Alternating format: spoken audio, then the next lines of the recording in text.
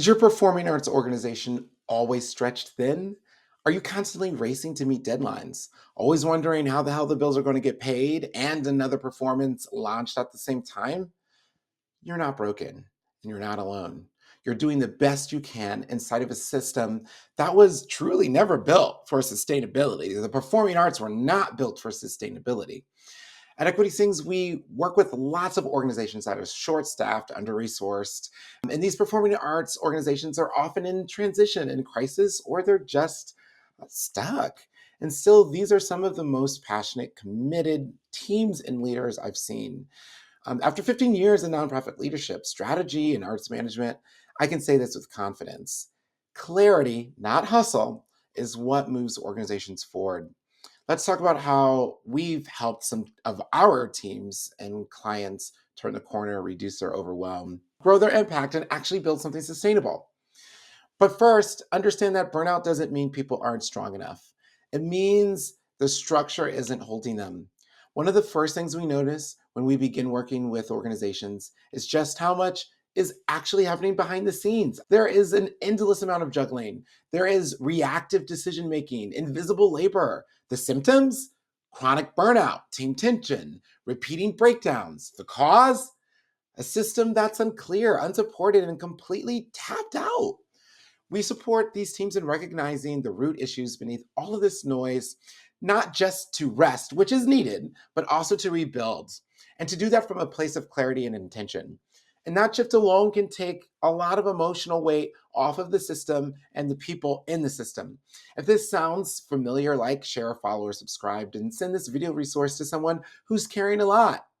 There is a reason it feels like you are carrying too much, and you have to accept that it is not a personal failure. A beautifully formatted strategic plan with no capacity behind it is just a beautifully bound wish. We've seen so many teams invest in strategic plans that end up untouched, not because they didn't care, but because the plan didn't match the reality of that organization situation. In our work, we start off a bit differently. We start with capacity mapping. We take a look at time, talent, and the systems that you're actually working with at the moment. Then we co-create execution timelines over 3, 6, and 12 months, timelines that reflect what's actually sustainable and manageable for your organization. This isn't about pushing harder. It's about making smarter decisions that protect you and your people and your time, all while moving your mission forward.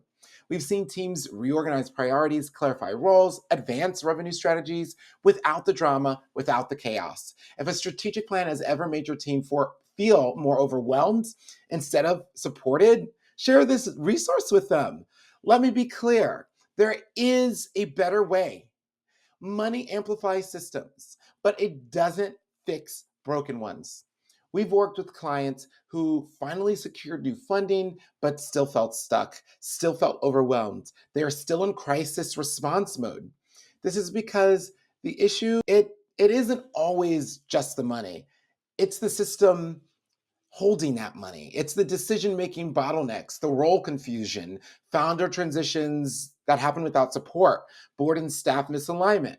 We try to support organizations in addressing the structural issues so their funding can work for them and not just run through them. So, what's the result that we've seen? Yes, increased revenue, but also better collaboration, restored trust, and space to just think again. If the dollars are flowing, but the stress isn't dropping, make sure your team sees the resource. There's much more going on than the budget. Change doesn't stick through checklists, it sticks through coaching. One of the biggest differences in how we work is that we don't just build strategy, we stay with teams through implementation. In some cases, that looks like one on one executive coaching, co leadership support, team facilitation, or group coaching for leaders. Whatever it looks like, coaching is the thread that holds it all together. We've watched our clients grow in confidence, reduce leadership stress, and finally build cultures of clarity because they weren't just handed advice. They were supported while it took root. If you know someone leading alone, share this with them. Let them know that there is help out there. Coaching isn't a luxury, it's how change lasts. Leadership isn't about knowing everything. Certainly, no one can know everything. It's about holding clarity when everything feels unclear. We're often brought in during some pretty high stakes moments. Founders stepping back, boards and conflicts, staffs beyond capacity, financial crises. And in these moments, we offer triage and transition support. Interim or fractional leadership is something we also do. Team realignment, funder communication planning, crisis recovery, coaching. We've helped teams rebuild trust, clarify succession, and move forward stronger, not smaller or just more stressed. If someone you know is leading through a storm, let them know they don't have to be left in the rain without an umbrella. You don't have to carry it all alone. Arts organizations don't stay stuck because they lack vision. They stay stuck because they don't have the capacity or clarity to fully realize it. At Equity Sings, we help performing arts organizations go from survival mode to sustainable growth.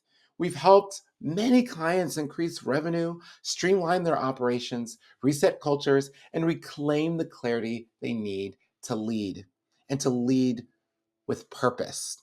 We help them invest in their people and their processes.